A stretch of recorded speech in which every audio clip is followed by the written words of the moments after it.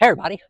I ended up kind of a strange place. I sold fermented food for a number of years and became immersed with autoimmune disorders and gut health and all this stuff because truthfully, as a society, as a culture, we kind of have really crappy guts and fermented foods are a great fix for that. So this was my world, this was my field.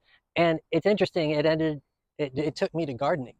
Eventually I realized that one of the most important parts of this bacterial association that we were getting through fermented foods, that it went further back to the actual vegetable matter itself, the way the structure of the vegetable was put together.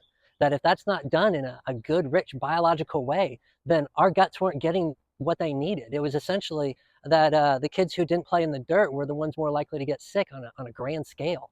And I, as a culture, we were beginning to become more and more like just talking with friends and family and people I knew, because I'm always talking about autoimmune disorders and kind of questioning people about how they were doing. I found that this was becoming more and more significant in a lot of people's lives.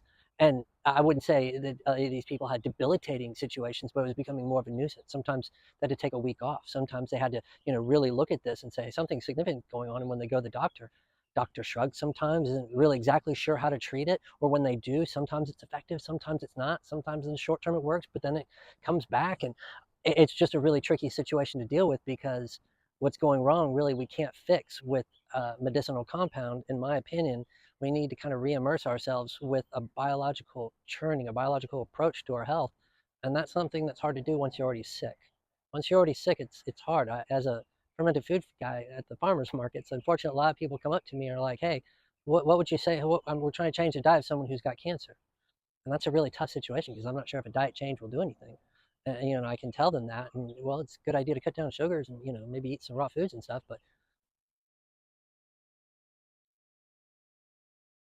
But I'm not sure if that's going to be any sort of solution, or if that would go well with the treatment that the doctor is going to give them. I mean, do you want to do a really disruptive diet change right when they're starting chemo and radiation, things like that? Probably not. So once autoimmune disorders have started to take hold, and once we've kind of gotten into that situation, I think now we're in a world where we have to nurse our health on the rest of our lives. And sometimes diet changes help with that, sometimes they don't. It can be a real tricky world to say, oh, that's going to help. What I do know is that getting there before the autoimmune disorders take hold, or when they just have a toehold in you, really helps out. That like going to a more healthy diet is the solution for your health problems. And I think getting healthier food is the secret to that. And not just healthier food, but immersing myself in the gardening activity, getting my toes in it, my hands in it, working with this worm pile and working with the compost, and developing a good decay cycle that's all around me, a healthy decay cycle. Anyway, thanks y'all.